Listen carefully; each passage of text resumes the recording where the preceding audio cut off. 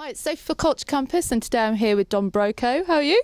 Good, thank you. Really very good. And a big congratulations is in order. You've been nominated as Best Newcomers. Yes, in the Kerrang Awards. So yeah, we're pretty stoked about that, aren't we? Very excited. Some really good bands in there as well. So yeah, alongside a lot of great bands. And While She Sleeps are in there as well, who we're label mates with. So yeah, it'll be a good little competition. What do you think your chances are, though? Do you think there's No idea. We haven't really got a clue, to be honest. No. It's a very wide open competition. We were speculating just before you came in, actually, who we thought would get it, and I literally couldn't pin a tail on a single donkey. Okay. But it's going to be a good night out at the end of the day, isn't it? So just enjoy it. And We've heard some infamous stories about the Kerrang Awards party, so I think either way it's just nice to be nominated. We're amongst some really good company with all the nominees, so let the best band win, whatever, and let's just have a good time. I think probably just the chance to actually go to it will be it's almost the best bit about it, because being readers of it, whenever you flick through and you see all the photos, everyone's having a laugh, and you get your own little table, and it's sort of a bit of fun with so many bands we know as well who are going. So it'll be a laugh. Sure to be a couple of members of rock royalty there, Corey Taylor. Corey Taylor was there last year, wasn't he? Yeah. Yep. Yash is going to be there. Rock royalty. It's going to be good. And last time I saw you guys at Takedown Festival, I asked you whether you'd gone through any initiation processes, as you're quite a newbie. Yeah. So have you come up with anything? Have you done anything, or has you just got a free ride here? Just got a free ride, really, because we've We've been so busy, we haven't really had a chance to stop and think about what we can do to Tom yet. But now things are calming down for the next 3 days.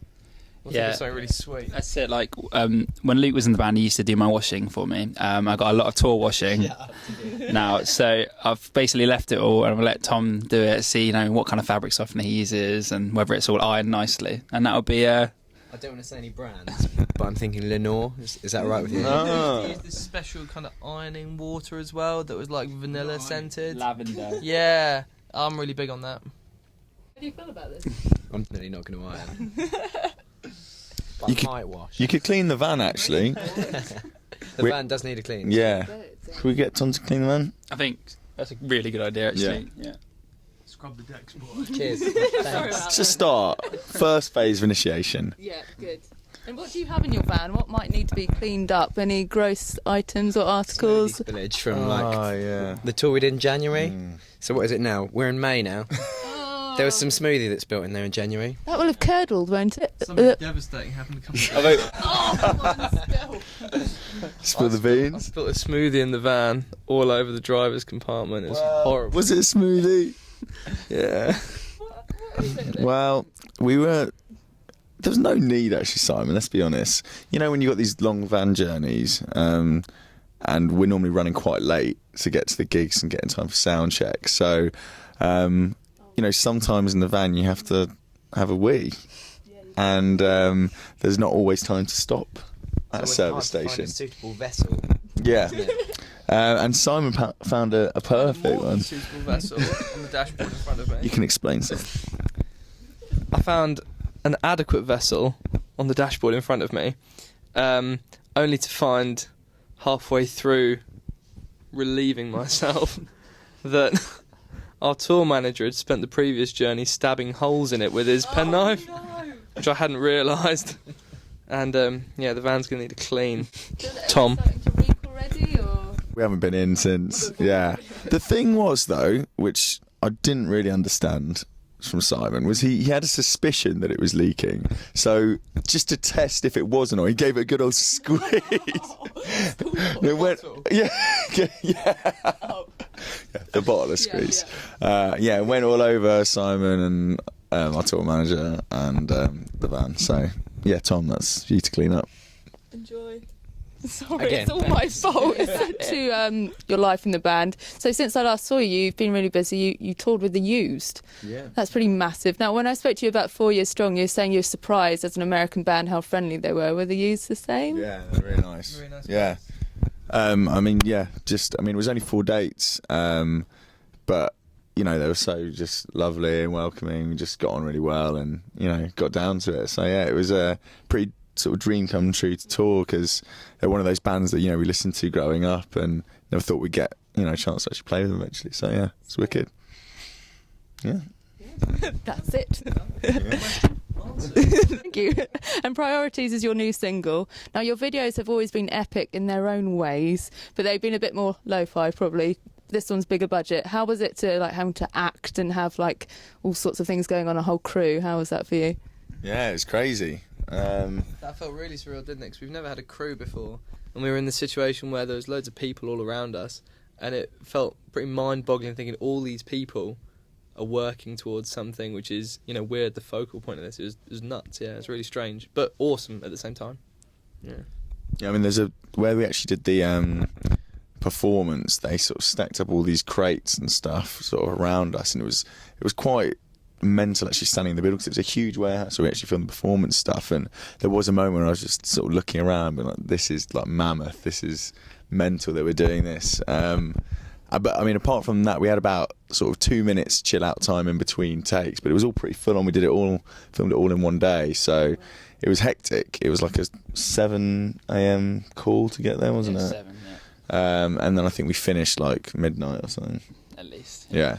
So it was all jam packed into one day, but yeah, a lot of fun. Did you uncover any hidden acting talents amongst yours, Hollywood calling? Or? Matt did, yeah. Matt's got a brutal little push and shove scene in that. Yeah. Yeah, I mean, people have been commenting. I wouldn't say it's like a hidden acting talent. It's just something I've always known is there, but I've been suppressing because I wanted to focus on other things. Let's focus on the music, man. So I just thought, if I let it out, then I'd be getting scouted and job offers, and I would take time away from the band. So I gave it. Job offers have been rolling in since the video. I gave a little bit of gold to the video, and I just thought, anything for this band. So, Nice. So generous, isn't he? He's a great but I guy. will not clean the van. Never. Yeah.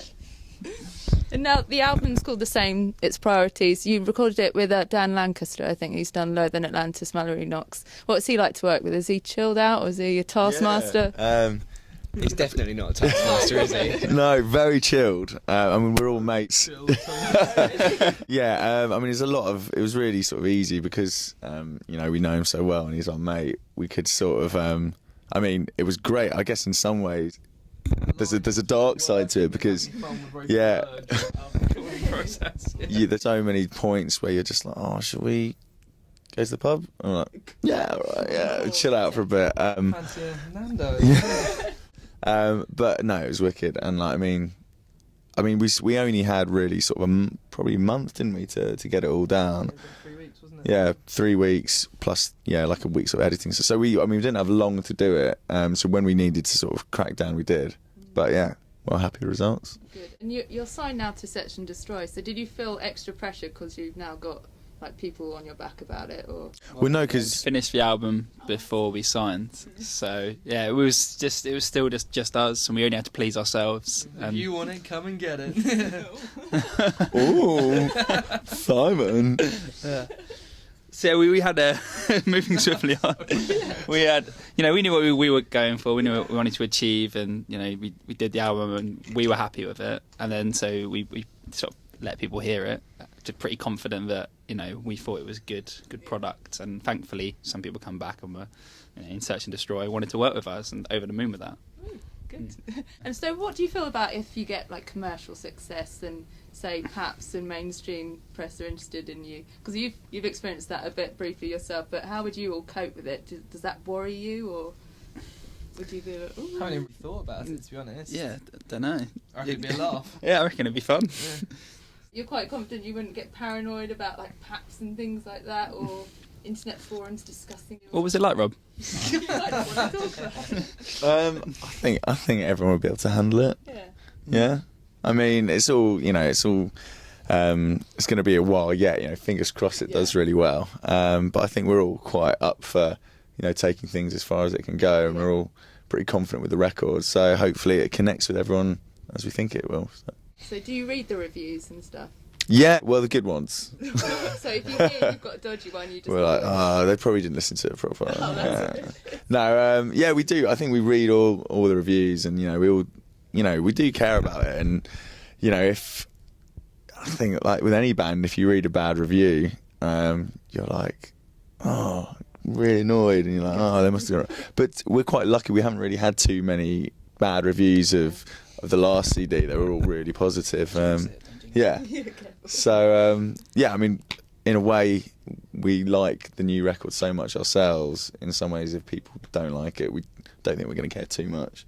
That's a good attitude to have, I guess, isn't it? And do you already start writing the next record as soon as one's complete, or do you just give yourselves a bit of a breathing time? Pretty much. Yeah. The writing process is so constant, and there's such a massive demand now for music. I mean, if an album cycle is only going to be a year, you've pretty much got to start writing an album as soon as you've released one to have that album ready to record by the end of the cycle you've just completed. Yeah.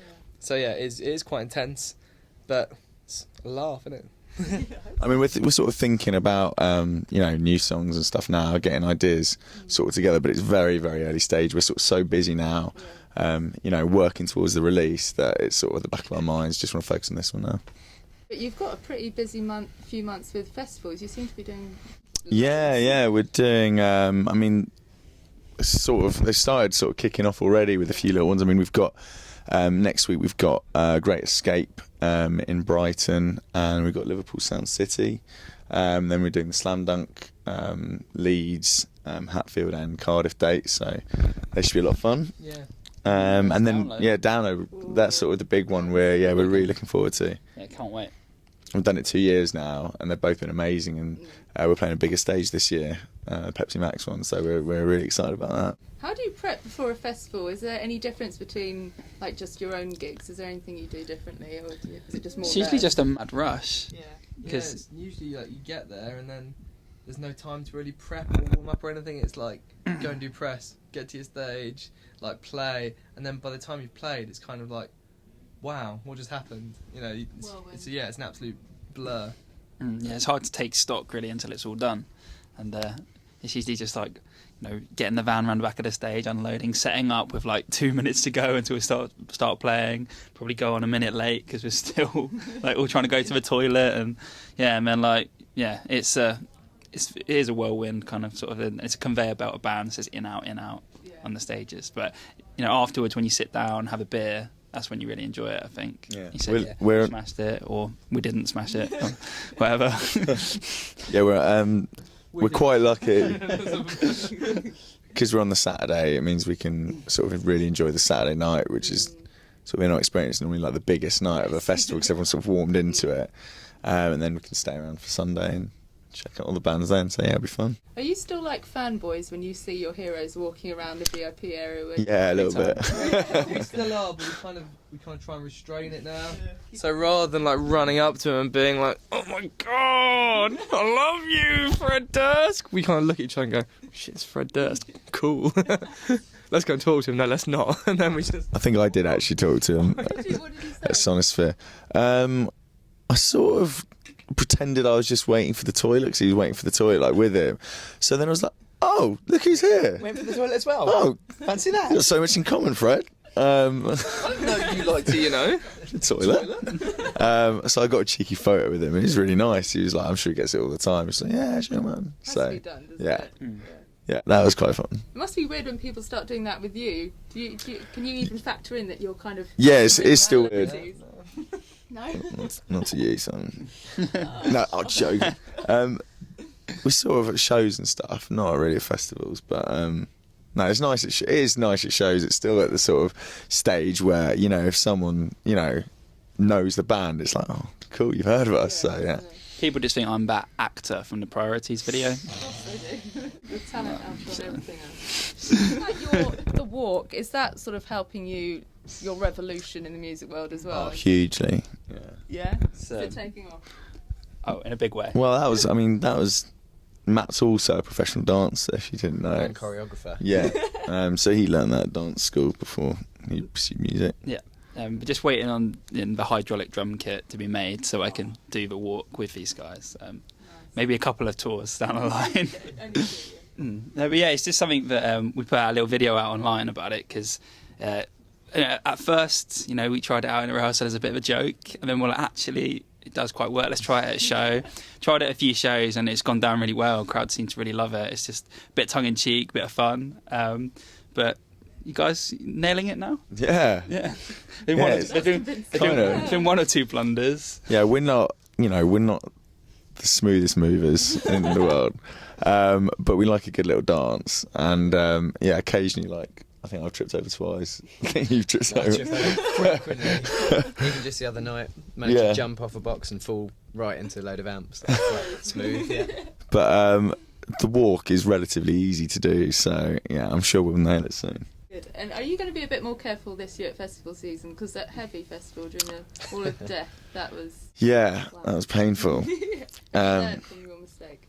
Yeah, well, I mean, I'd like to say yes, I have definitely learned.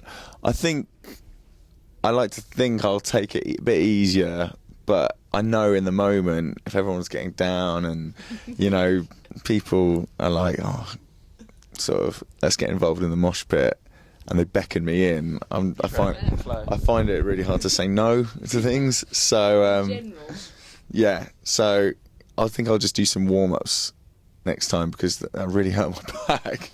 Yeah. Did you guys, were you sympathetic, or were you like, that was hilarious? To be honest, yeah. Didn't really see it. Like after we saw the video, and the video, like, oh, that's really funny. We had at the time we just thought, oh, it's Bobby being Bobby again. I've hurt my back, and then I was like, oh, it does look pretty painful actually.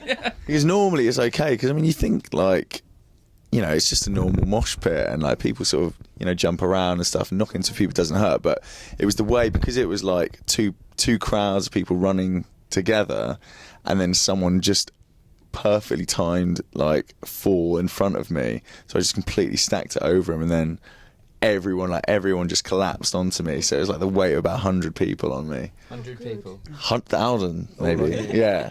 A million. It's been awful. Million. So strong. Yeah, it was good. Like legend of that spread quite quickly. It became sort of talk of the festival.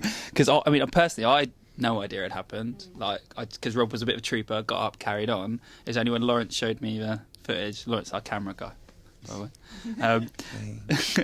way. Just when he showed me the footage, he's like, "You got to check this out," and then just everyone was asking to see it. Just word spread like wildfire. Okay. Right, I've got to wrap it up. I just want to ask one more question. You're the trooper and the guy that can't say no. What do the rest of you bring to the band? What are your roles within the group? Simon? I like Irish people. Okay. And doing voices. Do one now quickly. Hello. Wow. What was that? Was that maybe Irish? Can't remember. That's not your best Irish. Hello. Hello. I was put on the spot. I'm good at driving. I'm good at arranging merch displays.